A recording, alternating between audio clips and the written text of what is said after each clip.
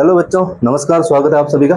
देखो बच्चों, अपन ने जो प्रीवियस क्लास थी उसके अंदर अपन ने NaCl पढ़ लिया था, NaOH भी पढ़ लिया, और खाने वाला सोडा, धोने वाला सोडा, इनके बारे में पढ़ लिया। अम्लों के रासायनिक गुण, भौतिक गुण, ठीक है, अम्लों में समालता, अम्लों की प्रबलता, पीएच, इसके लिए सारे टॉपिक अपन ने पढ़ लिए। ठीक है, अब अपन के दो ही टॉपिक बचे हैं बेटा, एक तो जो विरंजक चूर्ण है और ठीक है, और दूसरा अपन के प्लास्टर ऑफ पेरिस।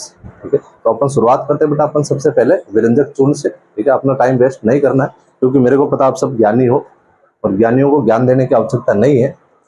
ठीक है, तो अपन शुरुआत करते हैं बेटा। पेन कॉपी साथ में लेकर बेटा करो, ताकि आप अच्छे से नोट्स बनाओ। और जो बच्चा अच्छे से अपन के साथ में लिखता हुआ पढ़ाई करता है ना, वो सबसे बेस्ट पढ़ाई होती है बेटा, उसमें आपको याद भी अच्छा रहेगा। ठीक है, तो शुरुआत करते हैं बेटा अपन का जो टॉपिक है विरंजक चूर्ण के बारे में। ठीक है, तो देखो हेडिंग लगाई अपन ने, विरंजक चूर्ण। ठीक है, इसको बेटा बोला जाता है ब्लीचिंग पाउडर।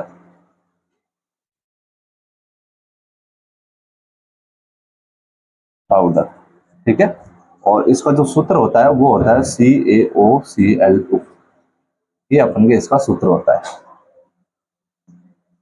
और विरंजक चूर्ण है जो मुख्य रूप से अपन के कपड़ों को चमकाने में काम आता है, और एक अपन के जल के शुद्धिकरण में भी काम आता है। ठीक है, तो पहला क्या रहेगा अपन के कपड़ों को चमकाने में, क्योंकि आपने देखा होगा लॉन्ड्री वगैरह में जो सफेद कपड़े वगैरह होते हैं, ठीक है, उसमें ये जो अपन के विरंजक चूर्ण डाल के उसको अच्छे से चमकाया जाता है। ठीक है, उसकी ब्राइटनेस बढ़ जाती है CaOCl2 से। ठीक है, तो पहला अपन के काम रहता बेटा, इसका जो रासायनिक नाम है उसके बारे में अपन बात करते हैं।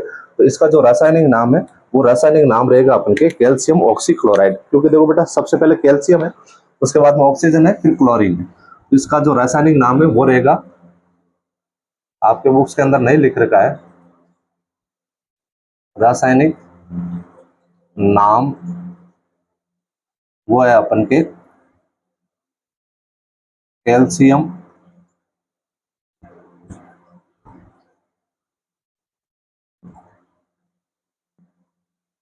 ऑक्सीक्लोराइड। ऑक्सीक्लोराइड,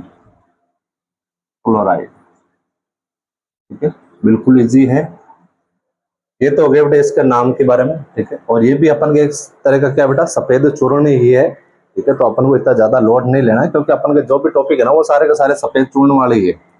ठीक है, तो अपन को वैसे इतना याद रखने की आवश्यकता नहीं है। इसका मेन अपन के क्या हो गया बेटा, इसका जो रासायनिक नाम है वो क्या रहेगा, कैल्शियम ऑक्सीक्लोराइड। फिर बात करते हैं बेटा इसका जो निर्माण है वो किस प्रकार होता है। मुख्य रूप से जो इसमें क्वेश्चन बनता है, या तो इसके उपयोग पूछे जाते हैं या इसके निर्माण की प्रक्रिया पूछी जाती है। ठीक है, तो अपन सबसे पहले बेटा शुरुआत करते हैं निर्माण के बारे में, यानी प्रिपरेशन। प्रिपरेशन इसकी किस प्रकार की होती है। इसमें क्या होता है बेटा, जो सोडियम क्लोराइड होता है, क्योंकि देखो मैंने पहले ही बोला था लास्ट क्लास के अंदर, ये अपन के सब नमक के कच्चे पदार्थ हैं। ठीक है, तो इसका निर्माण भी अपन के क्या होता है बेटा, सोडियम क्लोराइड से होने वाला है। अब सोडियम क्लोराइड को क्या होता है, जिसको अपन नमक बोलते हैं, उस नमक को अपन जल के अंदर घोलते हैं। ध्यान से सुनना इस चीज को। नमक को अपन क्या करेंगे बेटा, जल के अंदर घोलेंगे। जल के अंदर घोलने के बाद में क्या होता है बेटा, इसके अंदर अपन को विद्युत धारा प्रवाहित करनी होती है, यानी उसका जो नमक है उसका अपन को विद्युत अपघटन करना है। जब अपन विद्युत अपघटन करेंगे तो देखो, अपन ने एक टॉपिक पढ़ा था विद्युत अपघटन, उसमें क्या होता बेटा, जो एक तो हाइड्रोजन गैस मुक्त हो रही थी उसमें से, यदि आपने प्रीवियस क्लास से ली है तो आपको अच्छे से समझ में आ जाएगा कि एक तो हाइड्रोजन गैस मुक्त होती है, ठीक है, और एक क्लोरीन गैस मुक्त होती है। ठीक है, और एक अपन का जो विलयन बनता है वो NaOH यानी सोडियम हाइड्रोक्साइड का निर्माण होता है। जब अपन ने सोडियम हाइड्रोक्साइड पढ़ा था ना, उसमें मैंने इस चीज को अच्छे से एक्सप्लेन किया है।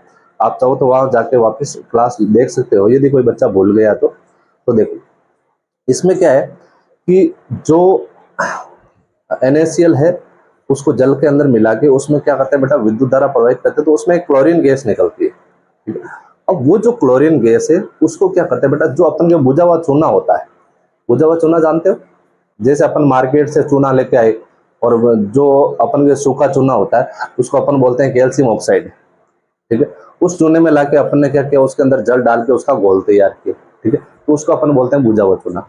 अब जब उस क्लोरीन गैस को अपन क्या करते हैं, उस बुझे हुए चूने के अंदर यदि प्रवाहित करते हैं तो अपन को विरंजक चूर्ण का कहने का मतलब विरंजक चूर्ण का क्या होता है बेटा, निर्माण होता है। ठीक है, तो ये चीज होती है, ये एक पूरी प्रक्रिया होती है। तो इस प्रक्रिया को अपन क्या करेंगे, पहले लिखने का काम करते हैं। ठीक है, तो पहला काम क्या है बेटा, अपन देखते हैं अपन को क्या करना है बेटा, कि जो मैं लिख रहा हूं पहला पॉइंट ये रहेगा कि यहां से लिखना स्टार्ट करते हैं अपन। जलीय सोडियम क्लोराइड, जलीय सोडियम क्लोराइड, जलीय सोडियम क्लोराइड, जिसको अपन लवण जल भी बोल सकते हो बेटा, लवण जल, क्योंकि सोडियम क्लोराइड क्या है, लवण है। नमक का क्या है बेटा, लवण है। के विद्युत अपघटन से, के विद्युत अपघटन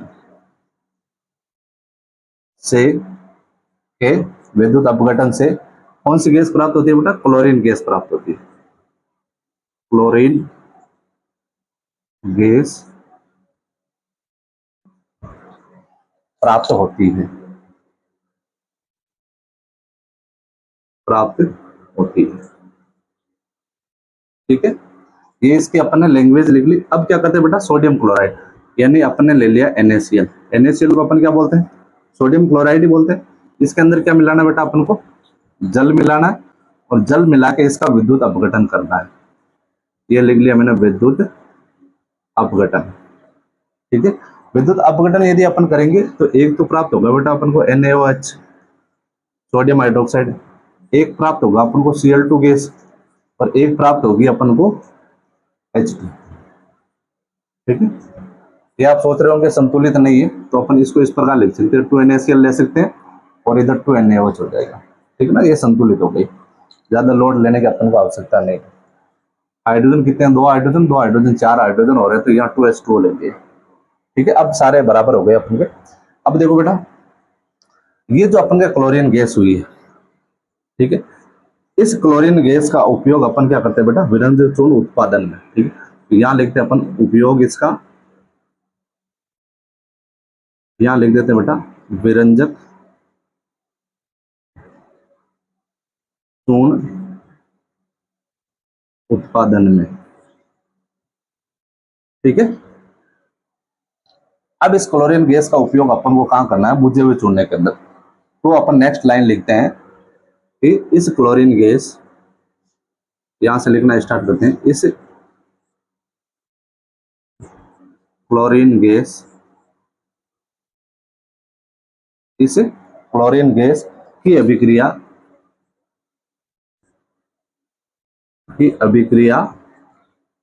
बुझे हुए चूने से। ठीक है, बुझे हुए चूना जानते हो बेटा, बुझे हुए चूने का सूत्र क्या होता है, जिसको पता वो कमेंट करके बताओ मेरे को। शुष्क बुझा चूना, ठीक है, यानी जिसमें थोड़ी बहुत जल की मात्रा है, और इसका बेटा जो सूत्र होता है CaOH2, ठीक है, से कराई जाती है, से कराई जाती है। ठीक है, अब देखो अपन को क्या लेना है, सबसे पहले जो कैल्शियम हाइड्रोक्साइड है ये लेते हैं अपन। तो ये हो गया अपन के CaOH2, और इसकी क्रिया करवा रहे हैं अपन Cl2 से। ठीक है, तो अपन को क्या प्राप्त होगा, देखो प्राप्त क्या करना है कि जब इसके अंदर गैस प्रवाहित करेंगे, आपको पता है जल यदि ऐसा कोई गीला पदार्थ है उसके अंदर अपन यदि हवा मारते हैं, ठीक है, यदि उसके अंदर कभी अपन क्या करते हैं, गैस उसके अंदर प्रवाहित करते हैं, तो क्या होता है बेटा, जो जल होता है ना उसके अंदर जो जल पाया जाता है, वो धीरे धीरे भाप बन के उड़ने लग जाता है, यानी बाहर निकल जाता है, वो धीरे धीरे चीज सूखने लग जाती है। तो पहला काम करते हैं अपन, इसमें से जल बाहर निकाल देते हैं, क्योंकि अपन ने इसके अंदर क्या की है, गैस प्रवाहित करी है। अब क्या बचा बेटा, देखो 2 हाइड्रोजन निकल गए, 1 ऑक्सीजन निकल गया, तो अपन के 1 ऑक्सीजन बचा हुआ है इधर, 1 कैल्शियम बचा हुआ है, 1 Cl2 बचा हुआ है। तो यहाँ लिख दिया अपन ने CaOCl2। ये हो गया अपन के विरंजक चूर्ण का निर्माण। ठीक है, अब आप सोच रहे होंगे मुझे वो चूने का निर्माण किस प्रकार होता है, तो आपको इसके लिए बता दूं, मैं आपको नोट लगा के यहाँ लिख रहा हूं। जो कैल्शियम ऑक्साइड होता है ना बेटा, कैल्शियम ऑक्साइड, ठीक है, इसको बोलते हैं बिना बुझा चूना, बिना बुझा चूना, जो अपन मार्केट से लेके आते हैं, घर की सफेदी करने के लिए, ठीक है। अब लाके उसको अपन क्या करते हैं बेटा, उसके अंदर जल मिलाते हैं, ठीक है। और जल मिलाते हैं तो अपन को एक विलयन तैयार होता है, उस विलयन को बोला जाता है बेटा कैल्शियम हाइड्रोक्साइड, जिसको अपन बुझा हुआ चूना बोलते हैं, है ना। ये बिल्कुल इजी चीज है, इसको बोला जाता है कैल्शियम ऑक्साइड, ठीक है। अब कैल्शियम ऑक्साइड की क्रिया किससे कराते हैं अपन, जल से कराते हैं, तो अपन कैल्शियम हाइड्रोक्साइड प्राप्त होता है। इस कैल्शियम हाइड्रोक्साइड के अंदर क्लोरीन गैस प्रोवाइड करेंगे तो CaOCl2 यानी विरंजक चूर्ण अपन को प्राप्त हो जाएगा, और जल है वो अपन के क्या हो जाएगा, बाहर निकल जाएगा इसमें से, ठीक है। तो ये हो गया बेटा इसके निर्माण की प्रक्रिया। अब बात करते हैं अपन विरंजक चूर्ण के उपयोग। तो यहां से अपन हेडिंग लगाते हैं विरंजक चूर्ण के उपयोग, ठीक है ना। ये हेडिंग लगो बेटा, विरंजक चूर्ण के उपयोग, ठीक है। अब पहला उपयोग क्या है इसमें, पहला उपयोग है जितने भी अपन के वस्त्र उद्योग है, ठीक है, वस्त्र उद्योग,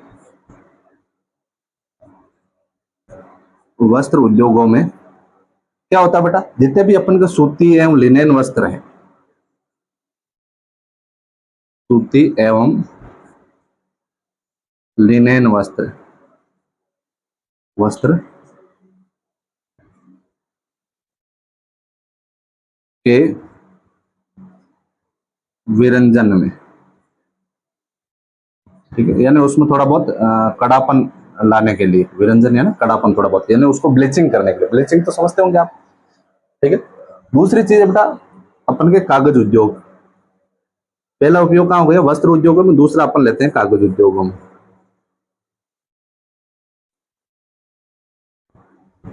उद्योगों, ठीक है। ब्लीचिंग यानी आप धोना भी बोल सकते, धोने भी समझ सकते हो, क्योंकि इसको इसके अंदर डाल के क्या होता है उनको धोया जाता है, ठीक है। अब कागज उद्योगों में क्या होता है बेटा, जो लकड़ी की जो अपन के मज्जा होती है, लकड़ी की मज्जा है, यानी उसके उत्तक, उसकी छाल वगैरह जिसको आप बोल सकते हो, ठीक है, यानी वुड फ्लफ जिसको अपन बोलते हैं, ठीक है, लकड़ी के मज्जा के विरंजन में, छाल वगैरह को धोने के में, विरंजन में, ठीक है। तभी तो अच्छा कागज तैयार होगा अपन के, सफेद कलर का एकदम अच्छा कागज तैयार करना, तो अपन क्या करते हैं उसके जितने भी अपन के लकड़ी के जो अपन मटेरियल बना रहे हैं उसको अपन क्या करेंगे, अच्छे से वॉश करेंगे, ठीक है। तीसरी चीज जो तो बेटा आपने ये तो आपने देखी होगी, लॉन्ड्री में जहाँ कपड़े धोए जाते हैं, ठीक है, लॉन्ड्री में भी इसका उपयोग होता है, ठीक है। क्या उपयोग है बेटा, जो अपन के साफ कपड़ों को क्या होता है, चमकदार बनाने में काम आता है, ठीक है। यहाँ लिख देते हैं अपन, साफ कपड़ों को चमकदार बनाने में, ठीक है ना। इन चीजों का आपको ध्यान रखना है। चलो एक आध और लिख देते हैं अपन, कोई सा तो याद रहेगा, दो तीन पूछते हैं बेटा, ज्यादा नहीं अपन को, मैं आपको चार पांच लिखा रहा हूँ, उसमें से दो तीन तो आपको याद रखना ही है। एक है अपन के जल के शुद्धिकरण में, जल के शुद्धिकरण में, ठीक है, यानी कि पीने को जो जल होता है ना उसको अपन के यदि जीवाणु से मुक्त करना है, ठीक है, तो अपन उसके अंदर क्या करते हैं बेटा, विरंजक चूर्ण मिलाते हैं। तो ये अपन ये लिख देते हैं, पीने के जल को जीवाणु मुक्त करने में, जीवाणु मुक्त करने में, ठीक है। अब एक होता है बेटा रासायनिक उद्योगों में, नंबर 5 है अपन के रासायनिक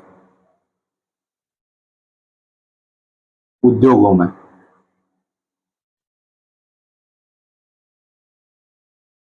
रासायनिक उद्योगों में होता है बेटा अपचायक के रूप में, यानी कि अपन के ऑक्सीडाइजिंग एजेंट के रूप में, अपचायक होता है बेटा उसमें से अशुद्धियों को बाहर निकालने में, ठीक है। तो यहाँ अपचायक का क्या मतलब रहेगा, उसमें से अशुद्धियों को बाहर निकालना, अपचायक जिसको अपन बोलते हैं बेटा ऑक्सीडाइजिंग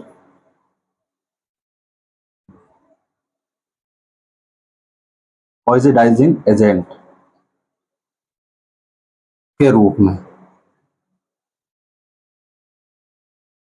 के रूप में, ठीक है।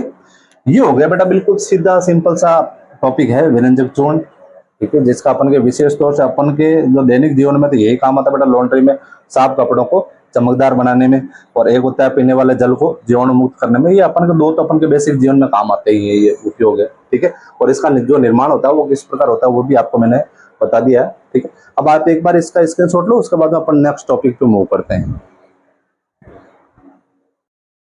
नेक्स्ट टॉपिक है बेटा अपन के प्लास्टर ऑफ पेरिस। हेडिंग लगाओ आप साथ साथ में, प्लास्टर ऑफ पेरिस।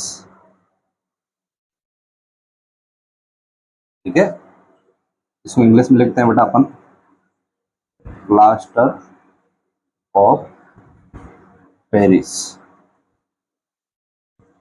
ठीक है, इसको पीओपी भी बोला जाता है बेटा, पीओपी। पीओपी पीओपी तो आप जानते हो ना, घरों के अंदर सजावट के लिए काम में लेते हैं, बढ़िया बढ़िया बढ़िया छतों के अंदर डिजाइन वगैरह बनाने के अंदर, दीवारों को चिकना वगैरह बनाने के लिए। ठीक है, और इसका जो सूत्र होता है बेटा वो होता है CaSO4 डॉट 1/2H2O। ठीक है ना, हाफ H2O बोलते हैं इसको।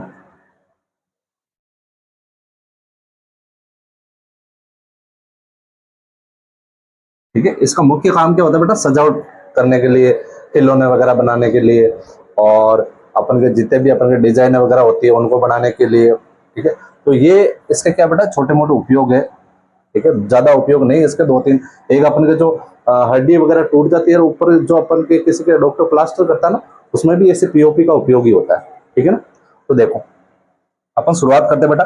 इसका जो रासायनिक नाम है वो रासायनिक नाम क्या है, देखो कैल्शियम है, सल्फेट है, और आधा है। आधा को अपन अर्ध बोलेंगे, जल को मैंने आगे बताया था क्या बोला जाता है बेटा, हाइड्रेट बोला जाता है। तो इसका नाम क्या हो जाएगा, कैल्शियम सल्फेट अर्ध हाइड्रेट। ठीक है, तो अपन शुरुआत करते हैं। इसका जो रासायनिक नाम है, रासायनिक नाम वो हो जाएगा अपन के कैल्शियम सल्फेट अर्ध हाइड्रेट। ठीक है, ये इसका रासायनिक नाम है बेटा, बहुत इंपॉर्टेंट है, ध्यान रखना। देखो आपके बुक्स के अंदर के भी नहीं दिखा रखा है, एनसीईआरटी एकदम क्या है कि उस लेवल से बना रखा है कि जैसे सारे के सारे बच्चे ज्ञानी है। ठीक है ना, लेकिन अपन को ये ऐसा काम नहीं करना है। दूसरी चीज है बेटा, ये जो पीओपी है ना वो किस कलर की होती है, सफेद कलर की होती है। ठीक है, तो अपन इसका ये लिख सकते हैं, ये सफेद चूर्ण है। नेक्स्ट पॉइंट हो जाएगा अपन के, ये है सफेद चूर्ण है। अब आपने एक जिप्सम तो नाम सुना होगा, जिप्सम। जिप्सम नाम सुना होगा, खेतों वगैरह में डाली जाती है, क्योंकि लगभग जो आप मेरी क्लास से लेते हैं वो सारे बच्चे गाँव के ही है। ठीक है, तो उनको तो अब तो आप जानते होंगे जिप्सम वगैरह को। ठीक है, तो उस जिप्सम का जो अपन का बेटा सूत्र होता है CaSO4.2H2O। ठीक है, तो यहाँ मैं साइड में लिख देता हूँ आपके, जिप्सम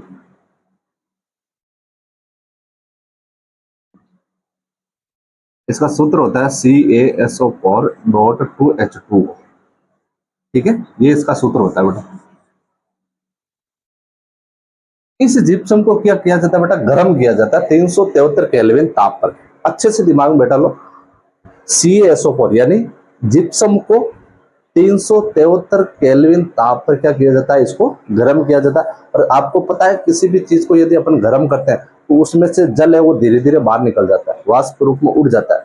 तो क्या होता है, उसको तब तक गर्म किया जाता है जब तक दो में से अपन के 1.5 यानी 1.5 अणु क्या हो जाए, अपन के वाष्प रूप में उड़कर बाहर नहीं निकल जाए।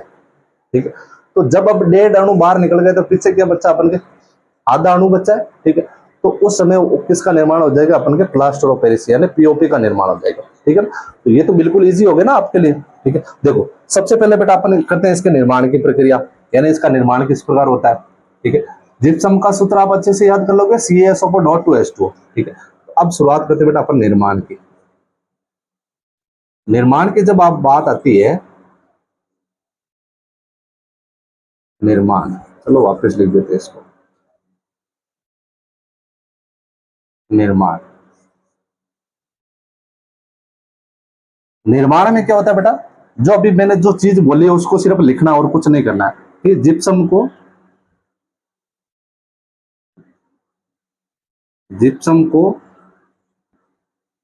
373 केल्विन ताप पर गरम गरम करेंगे अपन। और क्या करने वाले बेटा, गरम करने पर इसमें से कौन से अणु बाहर निकल जाएंगे बेटा, जल के अणु। ठीक है, तो जल के अणु का जल के अणु को क्या कर देगा बेटा, ये त्याग देगा। तो करने पर जल के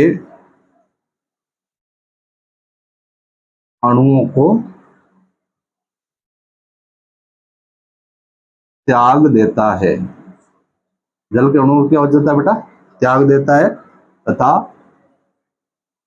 तथा पीओपी का यानी प्लास्टर ऑफ पेरिस का निर्माण हो जाता है। तथा पीओपी का निर्माण हो जाता है। ठीक है, आपको पता है जिप्सम क्या होती है बेटा, एकदम कठोर होती है ना, मजबूत एकदम। ठीक है, अब देखो अपन को अभिक्रिया लिखनी है बेटा, वही CaSO4 उठाओ, CaSO4 डॉट 2H2O। ठीक है, इसको अपन को करना बेटा 373 केल्विन पर गरम। ठीक है, जब अपन इसको गरम करेंगे तो क्या होगा बेटा, इसमें से 1.5 अणु जल का बाहर निकल जाएंगे। अपन ने लिख दिया 1/2 H2O अपन के बाहर निकल गया। ठीक है, ये तीर का निशान ऊपर है, इसका मतलब क्या बेटा, कोई भी चीज बाहर निकल गई। यदि तीर का निशान नीचे की ओर होता है, इसका मतलब वो चीज उसके अंदर मिल रही है। ठीक है ना, तो अब क्या बचा भाई अपन के, एक तो CaSO4 बचा, एक क्या बचा अपन के, आधा H2O यानी 1/2 H2O। ठीक है, ये अपन का हो गया एक तो जिप्सम। ठीक है, और ये अपन के निर्माण हो गया बेटा पीओपी का यानी प्लास्टर ऑफ पेरिस का। ठीक है, बस निर्माण की इतनी अभिक्रिया बेटा। अब इसके जो उपयोग है वो उपयोग देख लेते हैं। ठीक है, यहां शुरुआत करते हैं अपन उपयोग की। उपयोग की बात करें तो पहला उपयोग यही है बेटा, डॉक्टरों द्वारा क्या होता है, टूटी हड्डी को सही जगह स्थिर करने के लिए। तो पहला उपयोग हो गया अपन के डॉक्टर द्वारा टूटी हड्डी को स्थिर करने के लिए, स्थिर करने के लिए। अब वो किस प्रकार करते हैं बेटा, वो क्या करते हैं, जो टूटी हुई हड्डी होती है उसको एकदम बराबर, जैसे ये टूटा हुआ है। ठीक है, अब इसको वो क्या करेंगे, एकदम सीधा करके हड्डी से हड्डी को मिला दिया। अब उसके ऊपर एक कपड़ा लपेट देंगे। ठीक है, पट्टी कर देंगे अच्छे से, पट्टी करके उसके ऊपर क्या लगा देंगे बेटा, प्लास्टर ऑफ पेरिस यानी पीओपी लगा देंगे, ये वाली। ठीक है, ये लगा देंगे। ये लगा के उसको क्या कर दिया बेटा, जल से गीला कर दिया जाता है। जल से क्या कर देंगे, उसको गीला कर देंगे। गीला करेंगे तो वो सूखने के बाद में एकदम कड़क हो जाता है, एकदम मजबूत हो जाता है। ठीक है, तो करते हैं क्या बेटा, इस जो अपन के पीओपी है इसको उसके ऊपर लगा दिया। लगाने के बाद में वापस क्या करना है, इसके अंदर जल डाल रहे हैं। ठीक है, तो जल डालने से वापस देखो ये चीज बन जाएगी, यानी ये जस्ट अभी के लिए उल्टी हो जाएगी। भाई अपन ने CaSO4 ये ली और इसके अंदर बेटा अपन क्या कर देंगे, वो डॉक्टर जल मिला देता है। ठीक है, तो वापिस अपन के किसका निर्माण हो जाता है, CaSO4 डॉट 2H2। ठीक है, ये अपन के मजबूत उसके ऊपर आवरण बन जाएगा। ठीक है, तो पहला तो हो गया ये। दूसरा होता है बेटा अपन के खिलौने बनाने में, खिलौने बनाने में। जैसे आपको एक उदाहरण भी बता दूं, यदि मेरे पास में है तो अवेलेबल। हाँ चला गया भाई, देखता हूँ। हाँ ये है ना मेरे पास में, देखो 1 मिनट। हाँ चला गया, ये रहा। हाँ, देखो ये जो अपन के मूर्ति बननी हुई है ना, देखो आपको अच्छे से दिखाई दे रही होगी, ये अपन के पीओपी की बनी हुई है यानी प्लास्टर ऑफ पेरिस की बनी हुई है। ठीक है ना, तो ऐसे खिलौने वगैरह बनाने में भी अपन के क्या होता है बेटा, इसका उपयोग होता है। ठीक है, अब देखो नेक्स्ट है नंबर 3। तीसरा है वो अपन के सजावट का सामान में सतह को चिकना बनाने के लिए। नंबर तीसरा हो गया बेटा सजावट का सामान वह सतह को चिकना बनाने के लिए।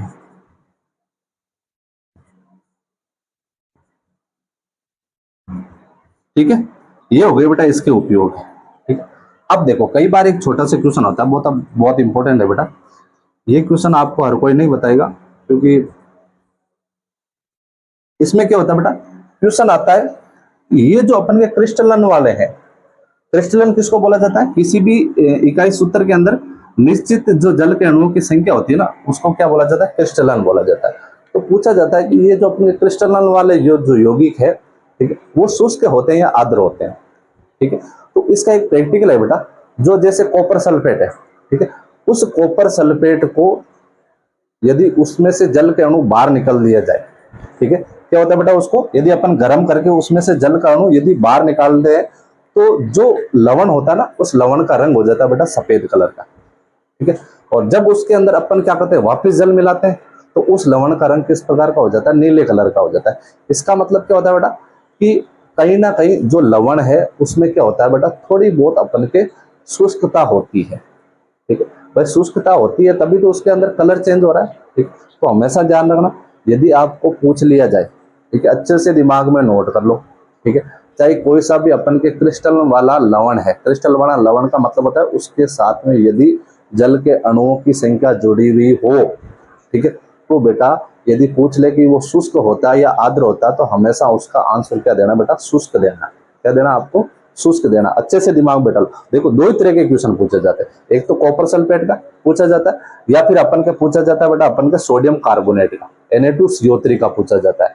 ठीक है, तो इन दोनों का ही आपको आंसर यही दे के आना था कि वो क्या होता है बेटा, शुष्क होता है। क्या होता है, शुष्क होता है। ठीक है, तो ये चीज मैं आपको लिखा देता हूं, तो आप लिख लो साथ साथ में कि कॉपर सल्फेट क्रिस्टलों में, क्या लिख रहा हूं बेटा मैं, कॉपर सल्फेट क्रिस्टलों में क्या होता है बेटा, अपन के क्रिस्टलन का जल होता है। क्रिस्टलन का जल का मतलब होता है बेटा, जल के अणुओं की संख्या होती है, क्रिस्टलन का जल होता है जब हम क्रिस्टल को गर्म करते हैं, क्रिस्टल को गर्म करते हैं तो जल हट जाता है, तो जल हट जाता है और कॉपर सल्फेट का रंग श्वेत हो जाता है। कॉपर सल्फेट का रंग सफेद हो जाता है, सफेद हो जाता है। ठीक है, और वापिस जल मिलाने पर, वापिस जल मिलाने पर नीला हो जाता है।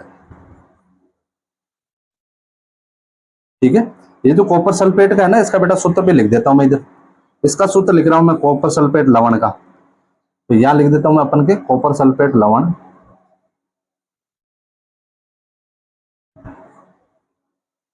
ठीक है, कॉपर सल्फेट या लवण लिख देता हूं, या कॉपर सल्फेट सीधा ही लिख लेता हूं, तो इसका सूत्र होगा बेटा CuSO4 डॉट, चलो 2H2O ले लेते हैं इसके अंदर, नहीं 5H2O लेते हैं, 5 अणु जल के अंदर इसके अंदर मिलाए हुए रहते हैं। ये यदि इसको अपन गर्म करेंगे तो ये सफेद कलर का हो जाएगा। ठीक है, क्या लिखा, कहाँ लिखा मैंने, ये लिखा, सफेद रंग का हो जाएगा। और वापस यदि अपन इसको अंदर वापस जल मिलाएंगे तो ये किस कलर का हो जाएगा, अपन के नीला कलर का हो जाएगा। ठीक है, और एक और लिख रहा हूं बेटा आपको मैं, कि जो सोडियम कार्बोनेट होता है Na2CO3 डॉट, इसके अंदर होते हैं बेटा 10 जल के अणु, इन सब में जल के अणुओं की संख्या निश्चित होती है। ठीक है, तो क्वेश्चन आता है कि भाई ये शुष्क या आर्द्र, ये पूछ लिया जाता है बेटा आपने, ये शुष्क है या आर्द्र है। तो इसका जो आपको आंसर लिखना है वो लिखना है बेटा, ये अपन के क्या होता है, शुष्क होता है। ठीक है, तो ये हो गया अपन के टॉपिक पूरा। ठीक है, आगे चीज समझ में, पीओपी क्या चीज होती है, ये सारी चीजें हो गई। ये अपन के बेटा सेकंड यूनिट कंप्लीट हो चुका है आज। ठीक है, इसके जो क्वेश्चन आंसर है फर्स्ट के, सेकंड के, थर्ड के, फोर्थ के, इन सब के क्वेश्चन अपन बेटा सबसे लास्ट में करेंगे। ठीक है, एक बार अपन इसका कंप्लीट कोर्स कर लेते हैं, फिर सबके सारे क्वेश्चन साथ में करेंगे। एक तो अपन सारे क्वेश्चन करेंगे, एक दूसरी चीज करेंगे कि जितने भी अपन के जो टॉपिक है, जितने भी अपन के जो यूनिट है, उस यूनिट में पिछले 5 सालों में किस प्रकार के क्वेश्चन आ रहे हैं, ठीक है, वो सारे सॉल्व करेंगे। ठीक है, और उसके बाद में आपको लास्ट में ये भी मैं बताऊंगा कि भाई कौन कौन से क्वेश्चन आने वाले हैं। ठीक है, क्योंकि देखो बेटा, जो मैंने लास्ट ईयर अपन के जो बच्चों को मैंने दिए थे 40 क्वेश्चन दिए थे। ठीक है, अब 40 में से कम 30 से 31 क्वेश्चन सेम एज बोर्ड परीक्षा के अंदर आए थे। ठीक है, तो उम्मीद करूंगा कि आप जुड़े हुए रहेंगे, अच्छे से क्लासें लोगे। ठीक है ना, तो आप रेगुलर क्लासें लोगे तो बेटा उन क्वेश्चनों को आपको समझ में आएगा कि भी मैं किस प्रकार के क्वेश्चन बता रहा हूँ और आपको कैसे सॉल्व करना है। ठीक है, तो मिलते हैं बेटा नेक्स्ट क्लास में। ठीक है, हो सकता है कल क्लास नहीं आए। ठीक है, कल नहीं आएगी तो परसों जरूर आ जाएगी। ठीक है, तो आप ध्यान रखना, आपके फिक्स टाइम रहेगा क्लास का कि सही 5 बजते ही आपकी क्लास आ जाएगी। ठीक है, इतने दिन टाइम शेड्यूल नहीं था, शेड्यूल रहेगा। और जो अपन की ये गर्मियों की छुट्टियां हैं, ठीक, कोशिश करेंगे जो केमिस्ट्री का पार्ट है, जो अपन को 2 यूनिट और बचे हैं, वो 2 यूनिट भी आपके कंप्लीट कर दें। ठीक है, मिलते हैं बेटा नेक्स्ट क्लास में। Thank you, visit again.